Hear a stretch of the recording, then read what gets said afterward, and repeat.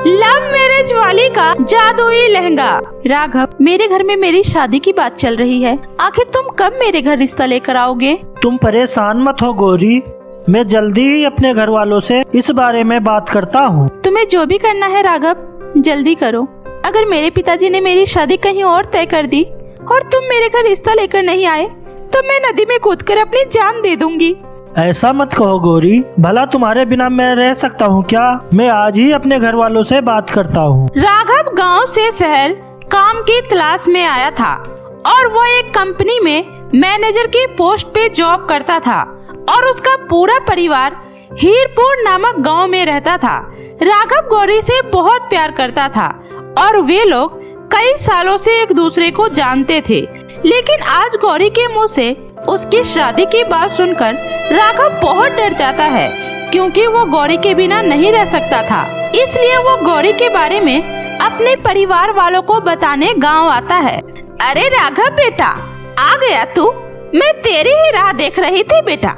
आ बेटा बैठ। ये रहा जी मेरा बेटा, लाखों में एक है मेरा बेटा, सर्वगुण संपन्न। माँ, ये सब क्या है? कौन है ये लोग? माँ, और मुझे आपसे कुछ जरूरी बात करनी है। वो सब बातें बाद में होती रहेगी, अभी फिलहाल मैं तुझे ऐसी खुशखबरी देने वाली हूँ जिसे सुनकर तो खुशी से नाच उठेगा। ठीक है बहन जी, मुझे ये रिश्ता मंजूर है, अब हम चलते हैं। कैसा रिश्ता? किसकी शादी? माँ, आखिर आपने मुझसे बिना पूछे मेरी शादी कैसे पक्की कर दी? माँ हूँ मैं तेरी और तेरा अच्छा बुरा बहुत अच्छे से समझती हूँ। और वैसे भी आज तक तूने मेरी कोई बात टाली है और मेरी इस बात को भी तू नहीं टालेगा। अब चलकर मेरी होने वाली बहू के लिए कपड़े और फल खरीदने हैं। चल मार्केट चलते हैं। माँ, मैं ये शादी नहीं कर सकता। माँ, मैं शहर में गौरी नाम की लड़की से प्यार करता हूँ और मैंने उससे वादा किया है, उसकी शादी होगी तो मुझसे ही होगी। राघव की ये बात सुनकर उसकी माँ शकुंतला राघव से काफी ज्यादा नाराज हो जाती है। राघव अपनी माँ को समझाने की बहुत कोशिश करता है, लेकिन वो नहीं मानती है। ठीक है, अगर तुमने फैसला कर ही लिया है तो मेरी भी एक बात कान खोलकर सुन ले। अगर तुमने उस शहरी लड़की से शादी की तो आज के बाद से तेरा और मेरा कोई रिश्ता नहीं रहेगा। और हाँ, उस लड़की और तुम्हारे लिए आज के बाद मेरे घर में कोई जगह नहीं है।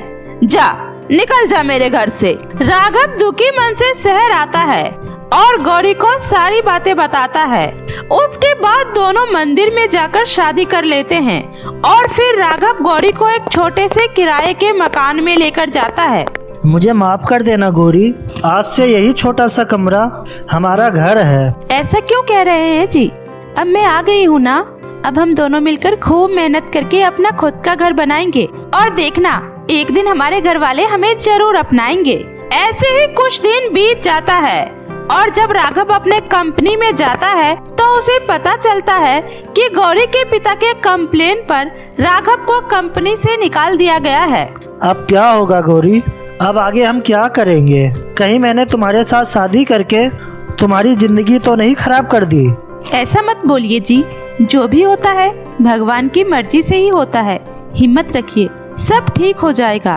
तभी उधर से मकान का मालिक आता है और किराया नहीं देने की वजह से उन्हें अपने मकान से निकाल देता है और उसके बाद गौरी और राघव दोनों रोड पर आ जाते हैं। अब भला हम कहाँ जाएंगे जी? सुनिए जी, एक बार आप मुझे अपने गांव लेकर चलिए, शायद माँ जी हम लोगों को माफ कर दे और हमें अपना ले। नहीं गौरी, मैं इस हालत में गांव नहीं जा सकता। अब मैं तुम्हें गांव तब ले जाऊंगा जब तक मैं एक अच्छा, काबिल और कामयाब इंसान नहीं बन जाता। उसके बाद दोनों जंगल से लकड़ियां काटकर एक झोपड़ी बनाकर उसी में रहने लगते हैं। राघव जंगल से लकड़ियां काटकर लाता और दोनों मिलकर बाजार में जाकर लकड़ियां बेचा करते थे।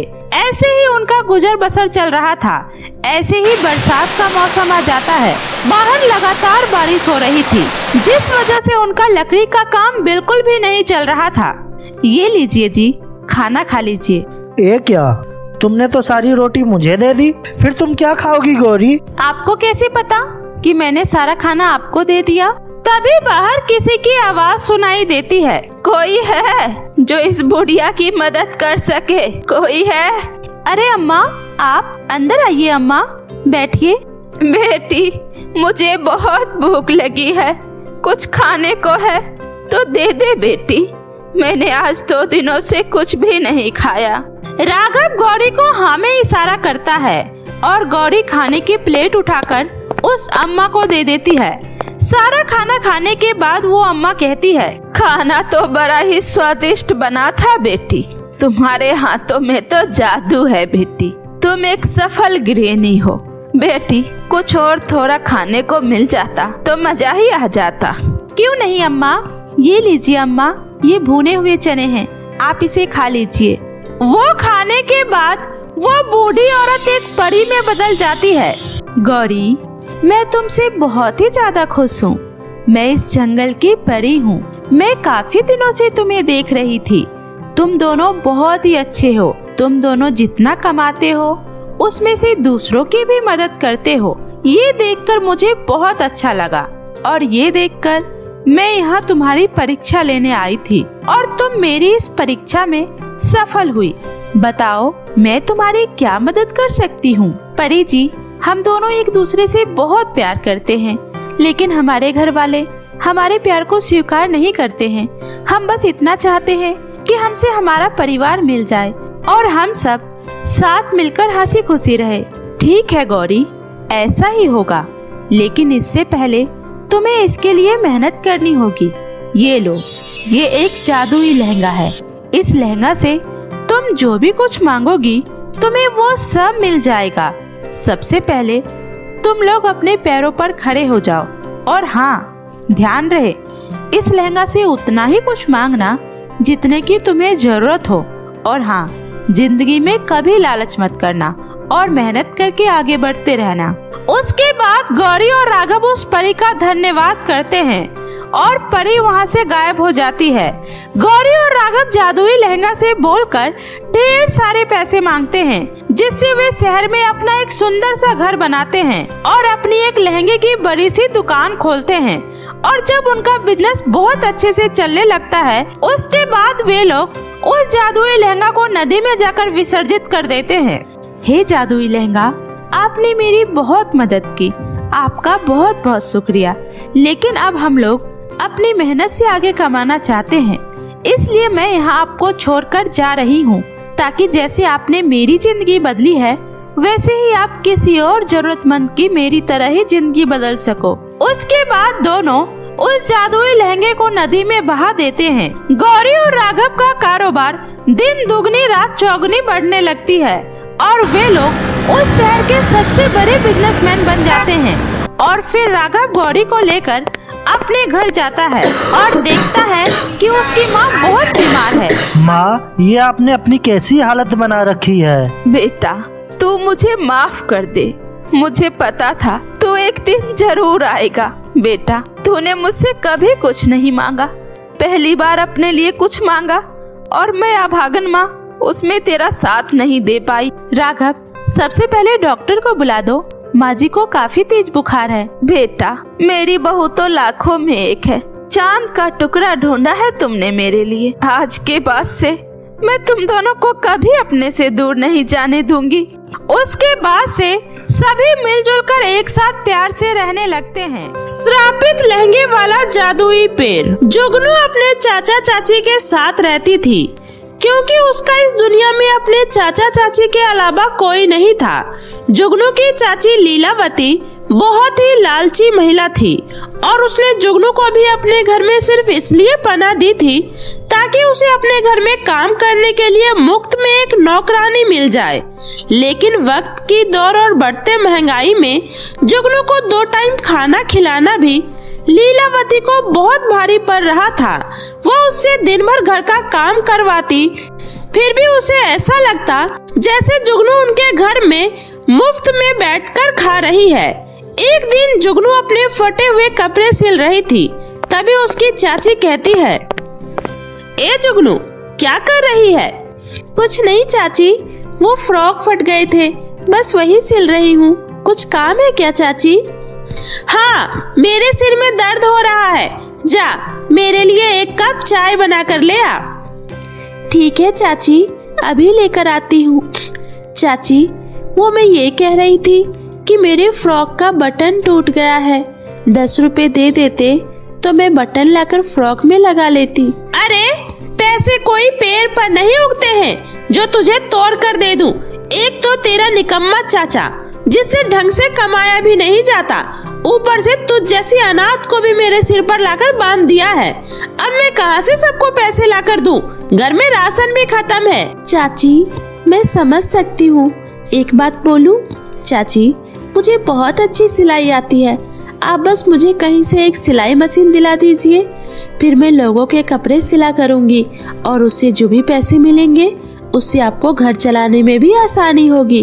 कभी कभी तो तू समझदारी की बात कर ही लेती है। मैं आज ही बाजार से तेरे लिए नई सिलाई मशीन खरीद कर लाती हूँ, लेकिन एक बात का ध्यान रखना, सिलाई के साथ साथ घर का सारा काम भी हमेशा की तरह तुझे ही करना होगा और सिलाई भी हर रोज करनी होगी। मैं इसमें तुम्हारी कोई मदद नहीं करूँगी। ठीक है चाची, मैं कर लूँगी। लीलावती खुश होकर जुगनू को नई सिलाई मशीन लाकर दे देती है। उसके बाद जुगनू सुबह जल्दी उठकर घर का सारा काम करती है और फिर सिलाई भी करती है। जुगनू बहुत अच्छा सिलाई का काम जानती थी, इसलिए देखते ही देखते उसके पास सिलाई के खूब सारे ऑर्डर आने लगते हैं। आज तो 1000 रुपए की कमाई हुई है। ऐसे ही मन लगाकर काम करती रहो। अब चलो सिलाई छोड़ो और जाओ मेरे लिए खाना बना दो। ठीक है चाची। जुगनू खाना बनाने चली जाती है और लीलावती बैठकर पैसे गिनने लगती है। वाह, क्या हरियाली है, इसे कहते हैं किस्मत। एक तो मुफ्त की नौकरानी मिल गई और अब तो हरियाली ही हरियाली है। तभी उधर से जुगनू का चाचा गंगाराम आता है। ये सब क्या है भाग्यवान? मेरी कमाई के पैसे क्या कम पड़ रहे थे जो तुम उस बेचारी से इतनी छोटी उम्र में इतना काम करवा रही हो? क्यों उस बेचारी पे इतना जुल्म कर रही हो? एक तो बेचारी पूरे दिन और देर रात तक जग कर तुम्हारे लिए पैसे कमाती है, ऊपर से तुम्हें घर का काम भी नहीं किया जाता जो तुम उससे घर का काम भी करवा रही हो। देखो जी, घर के कामों में तुम्हें दखल देने की जरूरत नहीं है और ऊपर से घर के काम ही कितने होते हैं, और लड़कियां घर का काम नहीं करेगी तो और कौन करेगा? अरे लीलावती, पैसों का इतना लालच अच्छा नहीं है। कहाँ लेकर जाओगी इतने पैसे? देखो जी, मैं जो भी कर रही हूँ आपकी भलाई के लिए ही कर रही हूँ। कल को इसकी शादी भी करनी होगी। अभी से पैसे इकट्ठा करके नहीं रखूंगी तो फिर कैसे होगा? तुम्हारी वो 8000 की तनख्वाह से होता ही क्या है? गंगाराम चुपचाप वहाँ से चला जाता है। ऐसे ही दिन बीत रहे होते हैं। जुगनू सिलाई करके जो भी कमाती, लीलावती उससे वो सारे पैसे ले लिया करती थी। एक दिन जुगनू के दुकान पर एक बहुत ही अमीर महिला आती है। जुगनू, मैंने तुम्हारी सिलाई के बहुत चर्चे सुने हैं। तुम बहुत ही अच्छा सिलाई करती हो। क्या तुम मेरा ये ब्राइडल लहंगा सिल दोगी? हाँ, क्यों नहीं, मैं सिल दूंगी, आप बेफिक्र रहिए। जुगनू, ये लहंगे का कपड़ा बहुत ही कीमती है। ये फैब्रिक जापान से मेरे डैड ने मेरी शादी के लिए मंगवाया है, इसलिए बहुत भरोसा करके तुम्हारे पास आई हूँ। मेरी शादी का ये लहंगा बहुत खास होने वाला है मेरे लिए, इसलिए अच्छे से सिलना। मैं समझ गई, तुम बिल्कुल टेंशन फ्री रहो। मैं ऐसा लहंगा बनाकर तुम्हें दूंगी कि सब बस देखते रह जाएंगे। मुझे तुमसे यही उम्मीद थी जुगनू। ये लो पूरे 10,000 रुपए, पर मैं तो लहंगा सिलने का सिर्फ 1000 रुपए ही लेती हूँ, मैं ये नहीं ले सकती। तभी उधर से लीलावती आती है। अरे रख ले बेटी, अब ये इतने प्यार से दे रही है तो ऐसे मना नहीं करते। चाची, अरे चुप कर, ऐसे आती लक्ष्मी को मना नहीं करते। लाओ बेटी, मुझे दे दो पैसे। वो महिला लीलावती को पैसे देकर वहाँ से चली जाती है। अगले दिन जुगनू वो लहंगा सिलकर उसे रखने ही वाली होती है, तभी लीलावती वहाँ आती है। अरे आज मुझे खाने को भी मिलेगा या भूखे ही मारने का इरादा है?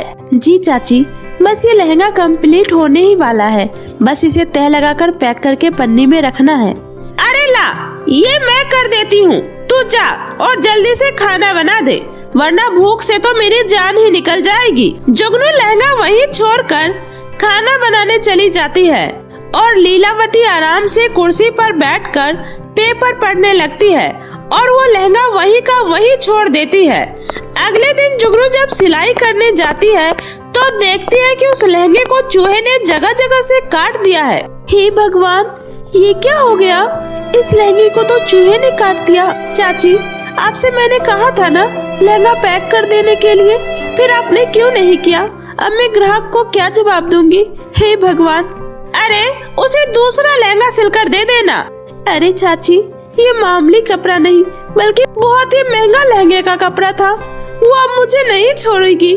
जुगनू, खेरापुरी जंगल में जादुई लहंगे का पेड़ है, तुम उस पेड़ के पास जाओ, उससे मदद मांगो, वो तुम्हारी मदद जरूर करेगा।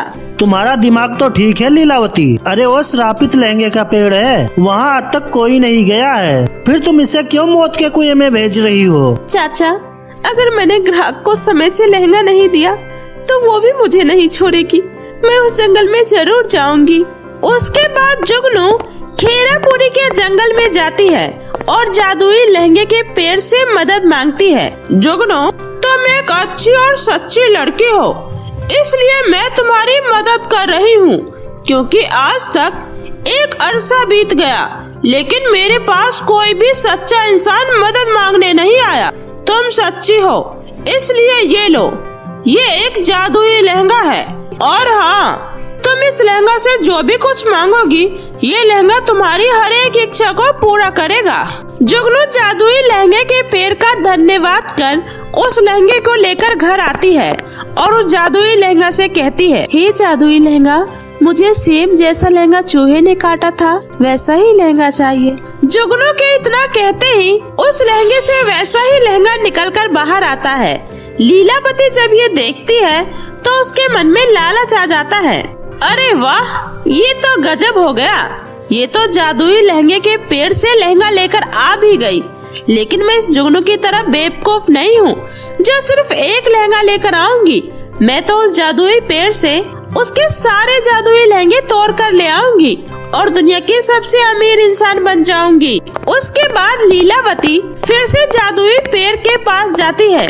चाची, रुक जाइए, ऐसा मत करिए चाची, इतना लालच अच्छा नहीं है, मान जाइए चाची। जुगनू लीलावती को समझाने की बहुत कोशिश करती है लेकिन वो नहीं मानती है। लीलावती जैसे ही जादुई लहंगे के पेड़ से लहंगा तोड़ती है वैसे ही वो श्रापित लहंगे के पेड़ के प्रकोप से जलकर वहीं भस्म हो जाती है। इस तरह लीलावती को उसके लालच की सजा मिल जाती है और जुगनू जादुई लहंगे के साथ हंसी खुशी अपना जीवन बिताने लगती है। अनाथ लड़की का जादुई पत्तों का घर। ये कहानी काव्या नाम की एक लड़की की है जो कि बहुत ही गरीब और अनाथ लड़की थी, क्योंकि काव्या की माँ उसे जन्म देते ही इस दुनिया को छोड़कर चली गई थी और उसके पिता सुरेश गांव के मुखिया मोहनलाल के यहाँ मजदूरी किया करते थे। लेकिन एक दिन अचानक काम करते समय उन्हें हार्ट अटैक आ जाता है और उनकी भी जान चली जाती है। उस दिन से काव्या बिल्कुल बेसहारा और अनाथ हो जाती है। लेकिन पूरे गांव के सामने अच्छा बनने के चक्कर में मुखिया मोहनलाल काव्या को अपने घर में रख लेता है। लेकिन सच तो ये था कि उन्हें काव्या के रूप में अपने घर में काम करने के लिए मुफ्त की एक नौकरानी मिल जाती है, क्योंकि मुखिया की पत्नी सुमित्रा काव्या से अपने घर का सारा काम करवाया करती थी और उसे खाने के लिए घर का बचा कुचा खाना दिया करती थी, जिससे काव्या का पेट कभी कभार ही भर पाता था। लेकिन काव्या के पास अपना पेट भरने का एक और तरीका था, क्योंकि उसे जब भी भूख लगती थी तो वह गांव के घने जंगल में जाकर कुछ फल तोड़कर खा लिया करती थी और इसी से उसका पेट भर जाता था। ऐसे ही आज भी। अरे, मुझे तो बहुत तेज भूख लग रही है, लेकिन खाना कब तक मिलेगा इसका कुछ पता नहीं। अब मैं क्या करूं? हाँ, ऐसा करती हूँ, अभी तो वैसे भी घर में कुछ काम नहीं है तो मैं जंगल जाकर देखती हूँ, शायद मुझे वहाँ कुछ खाने के लिए मिल जाए।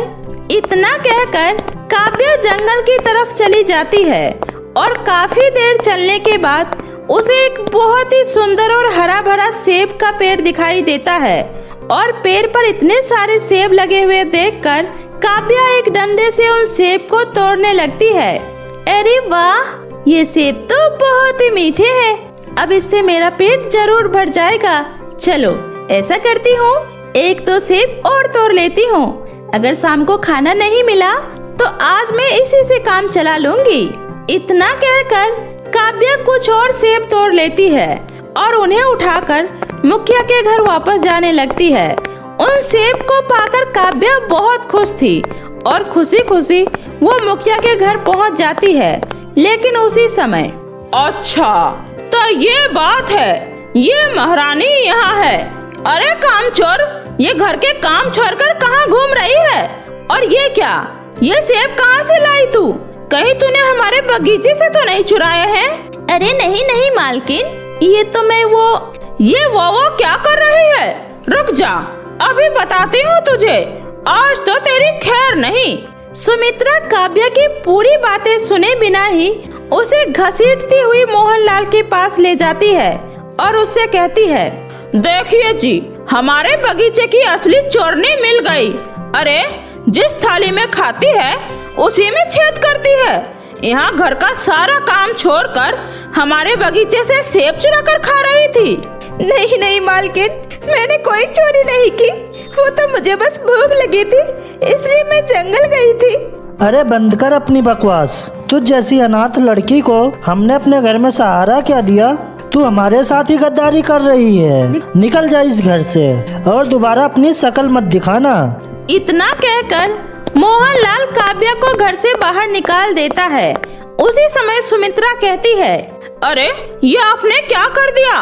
मैं तो बस आपके पास उसे 2-4 थप्पड़ लगवाने के लिए लाई थी, लेकिन आपने तो इसे घर से ही निकाल दिया। अरे अब इस घर का सारा काम कौन करेगा? फ्री फंड में हमें एक नौकरानी मिली थी, अब वो भी हाथ से निकल गई। अरे भाग्यवान, तो ये बात तुमने मुझे पहले क्यों नहीं बताई? लेकिन कोई बात नहीं, 2-3 दिन भूखी प्यासी इधर उधर भटकने के बाद वो अपने आप घर वापस आ जाएगी। वैसे भी हम लोगों के अलावा उसका है भी कौन? मोहनलाल की बात सुनकर सुमित्रा मुंह लटकाकर अपने कमरे में चली जाती है और उसे भी यही लग रहा था कि कुछ ही दिनों में काव्या घर वापस आ ही जाएगी। लेकिन काव्या के साथ जो उन्होंने किया था वह सोचकर काव्या कभी भी उनके पास वापस जाने के बारे में नहीं सोचती है।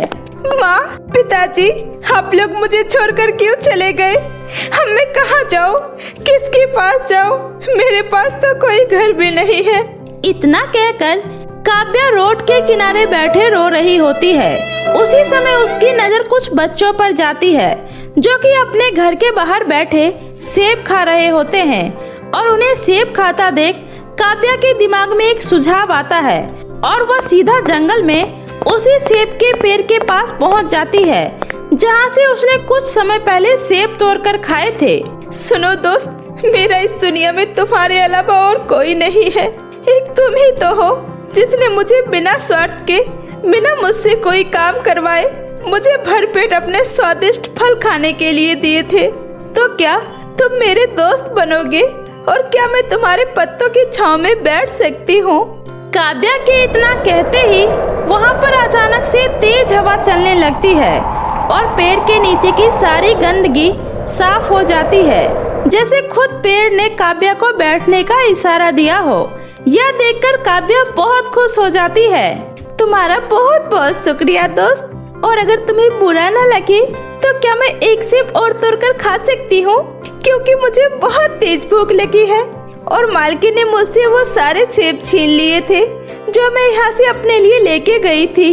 काव्या के इतना कहते ही पेड़ पर से कई सारे सेब टूटकर उसके पास गिर जाते हैं। यह देखकर काव्या बहुत खुश होती है और कहती है, सच में अगर मुझे पता होता तो मेरे इतने अच्छे दोस्त बन जाओगे तो मैं तुम्हारे पास पहले ही आ जाती, क्योंकि यहाँ पर सब कुछ बहुत अच्छा है। खाने के लिए तुम्हारे स्वादिष्ट स्वादिष्ट फल हैं और बातें करने के लिए भी तुम्हारे जैसा एक बहुत अच्छा दोस्त है। लेकिन घर, अरे मेरे पास तो रहने के लिए यहाँ पर कोई घर ही नहीं है। घर के बारे में सोचते ही काव्या फिर से उदास हो जाती है और उसके आंखों में आंसू आ जाता है।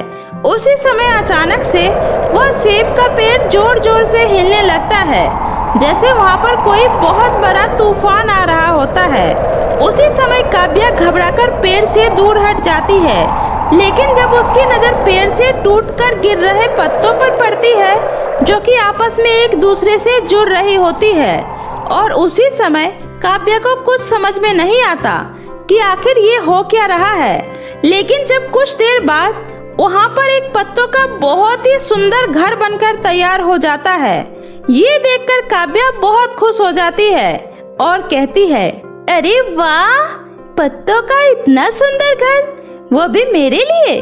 सच में ये घर तो बहुत सुंदर है। तुम्हारा बहुत बहुत शुक्रिया मेरे प्यारे दोस्त। इतना कहकर काव्या उस घर के अंदर जाती है और घर में जाते ही वह देखती है कि उस घर के अंदर जरूरत की सारी चीजें पत्तों से बनी तैयार होती है। उसी समय काव्या पत्तों से बने हुए सुंदर बेड पर जाकर लेट जाती है। लेटते ही कुछ ही देर में उसकी आंखें लग जाती है, मानो जैसे कितने दिनों के बाद काव्या चैन की नींद सोई हो, क्योंकि अब उसको किसी भी चीज की कोई चिंता नहीं थी, क्योंकि अब उसको अपना खुद का घर मिल गया था जहाँ से उसे कभी भी कोई नहीं निकाल सकता था। इस तरह से काव्या खुशी खुशी उस जादुई पत्तों के घर में रहने लगती है और उसकी जिंदगी में अब किसी भी तरह की कोई कमी नहीं होती है। दूसरी तरफ सुमित्रा परेशान हो जाती है, क्योंकि उसने कई दिनों तक काव्या का इंतजार किया, लेकिन जब वो नहीं आई तो उसने मोहनलाल से कहकर अपने लिए एक नया नौकर रखवा लिया। और इस तरह धीरे धीरे काव्या के बारे में हर कोई भूल जाता है, क्योंकि कोई भी नहीं जानता था कि इस समय काव्या कहाँ है, और किसी को उसके बारे में जानने की जरूरत भी नहीं पड़ती, क्योंकि एक अनाथ लड़की की भला कौन परवाह करता है। और काव्या खुशी खुशी उस जंगल में जादुई सेब के पेड़ के साथ रहने लगती है। सौतेली बेटी और जादुई गिटार। बिंदिया नाम की एक लड़की रहा करती थी। बिंदिया एक बहुत ही अच्छे स्वभाव की लड़की थी। वह हमेशा लोगों की मदद किया करती थी और हमेशा सबके साथ अच्छे से व्यवहार भी किया करती थी। लेकिन बचपन में ही बिंदिया के माँ के गुजर जाने के बाद बिंदिया के पिता मनमोहन ने चंपा नाम की एक औरत से दूसरी शादी कर ली थी। लेकिन चंपा ने घर में आते ही बिंदिया के साथ सौतेला व्यवहार करना शुरू कर दिया था। वह हमेशा मनमोहन के काम पर जाने के बाद बिंदिया से घर का सारा काम करवाया करती थी और उसे खाने के लिए पेट भर खाना भी नहीं देती थी। चंपा की एक बेटी भी थी जिसका नाम नीलम था। वह भी अपनी माँ के साथ मिलकर बिंदिया के साथ सौतेला व्यवहार किया करती थी। ऐसे ही एक दिन, अरे ओ मनहूस, तू यहाँ बैठे बैठे आराम फरमा रही है और वहाँ घर का काम क्या तेरी मरी हुई माँ आकर करेगी? लेकिन माँ, मैं अभी तो काम करके आई हूँ, मुझे थोड़ा सा आराम तो कर लेने दीजिए। अरे दिन भर आराम करने के अलावा तू और करती ही क्या है? चल चुपचाप से उठकर जल्दी से काम कर, वरना तुझे आज रात का खाना नहीं मिलेगा। ठीक है माँ, मैं अभी कर देती हूँ। इतना कहकर बिंदिया चुपचाप से जाकर घर का काम करने लग जाती है। ऐसे ही फिर एक दिन चंपा अपनी सगी बेटी नीलम के लिए बहुत सारे कपड़े खरीद कर लाई होती है और उससे कहती है, ये देख मेरी बच्ची, मैं तेरे लिए कितना सुंदर सुंदर ड्रेस लेकर आई हूँ। इन्हें पहनकर तू एकदम रानी जैसी लगेगी, रानी जैसी। सच में माँ, ये ड्रेस तो बहुत ही सुंदर लग रही है। क्या आप ये सारी ड्रेस मेरे लिए लाई हो? और नहीं तो क्या मेरी बच्ची, ये सारी ड्रेस मैं तेरे लिए ही लाई हूँ और इनमें से तू एक भी ड्रेस उस मनहूस को मत दे देना। उसी समय वहाँ पर बिंदिया भी आ जाती है और कहती है, माँ, मेरे पास एक भी नए कपड़े नहीं हैं और सारे कपड़े पुराने हो गए और फट भी चुके हैं, तो क्या मैं इनमें से एक ड्रेस ले सकती हूँ? अरे मनहूस, तू क्या करेगी नए कपड़ों का? तेरे पास जो है वही पहन, और चाहे तो नीलम के पुराने कपड़े भी पहन सकती है। अब चल जा यहाँ से और अपना काम कर। आपने बिल्कुल सही कहा माँ, इसके साथ तो ऐसा ही होना चाहिए, इसी के लायक है ये। इतना सुनकर बिंदिया वहाँ से दुखी होकर चली जाती है। ऐसे ही एक दिन बिंदिया अपने फटे पुराने कपड़ों में नीलम अपनी माँ के लाए हुए नए कपड़े पहनकर बाजार से घर वापस आ रही होती है। उसी समय उन्हें रास्ते में अपनी क्लास की कुछ सहेलियाँ मिल जाती है।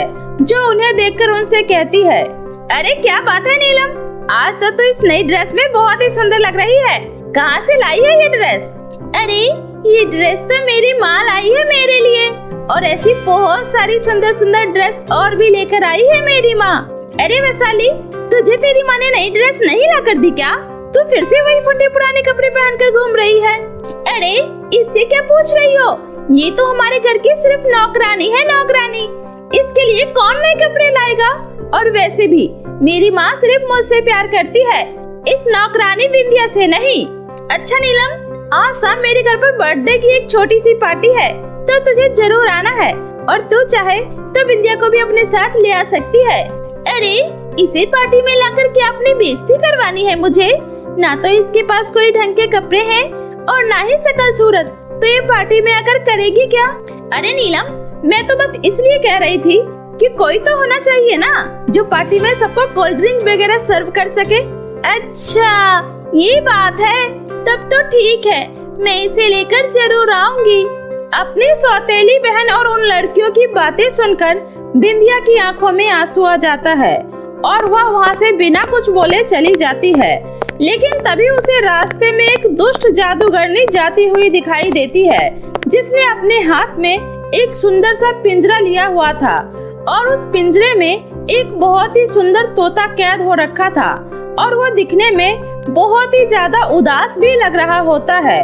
उस तोते को यूं उदास देखकर बिंदिया को बहुत बुरा लगता है। अरे ये तोता कितना उदास लग रहा है, लगता है इस दुष्ट जादूगरनी ने इस तोते को जबरदस्ती कैद कर लिया है, पर मैं इस तोते को आजाद करवा कर रहूंगी।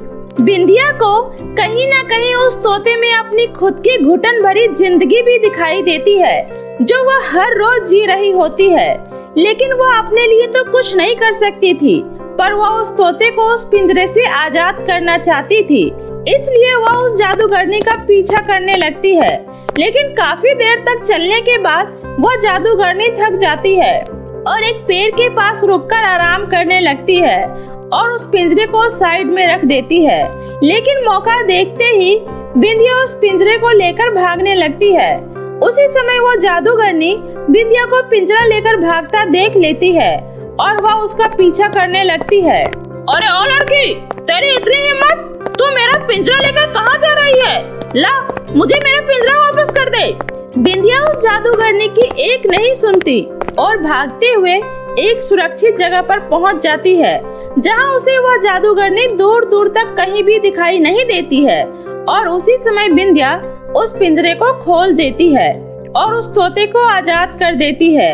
लेकिन वह तोता आजाद होने के बाद एक बहुत ही सुंदर सी परी में बदल जाती है और उसे इस तरह परी बनता देख बिंदिया हैरान हो जाती है।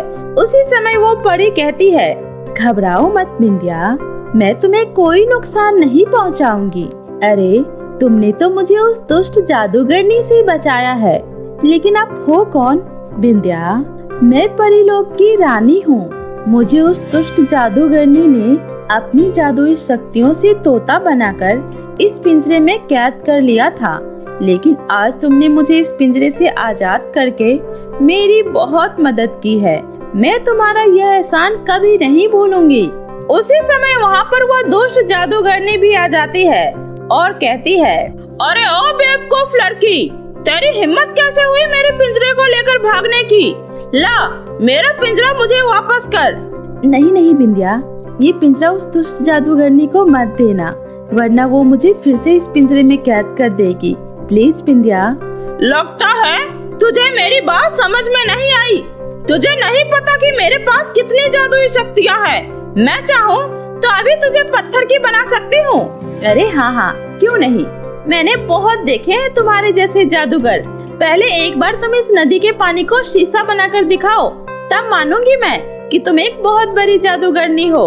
अच्छा, तो ये बात है, रुको अभी दिखाती हूँ तुम्हें। इतना कहकर वह जादूगरनी अपनी शक्तियों से उस नदी के पानी को शीशे की तरह बना देती है। देख लिया तुमने लड़की, मेरी शक्तियों का कमाल। या और कोई सबूत चाहिए क्या तुम्हें? अरे ऐसा जादू तो गांव का हर कोई छोटा मोटा जादूगर कर लेता है। मैं तो तभी मानूंगी जब तुम इस शीशे को एक तोता बना दोगी। अच्छा, तो ये बात है, ये लो, ये भी कर दिया। इतना कहकर जादूगरनी जैसे ही उस कांच की तरफ देखकर अपनी शक्तियों का इस्तेमाल करती है, वैसे ही वह जादू शीशे में दिख रही जादूगरनी के ऊपर ही रिफ्लेक्ट होकर पड़ जाती है और वह जादूगरनी खुद ही एक तोते में बदल जाती है। उसी समय बिंदिया वो पिंजरा लेकर जाती है और जादूगरनी को उसी के पिंजरे में कैद कर देती है। जिसके बाद वो परी कहती है, अरे वाह बिंदिया, तुम तो बहुत समझदार हो।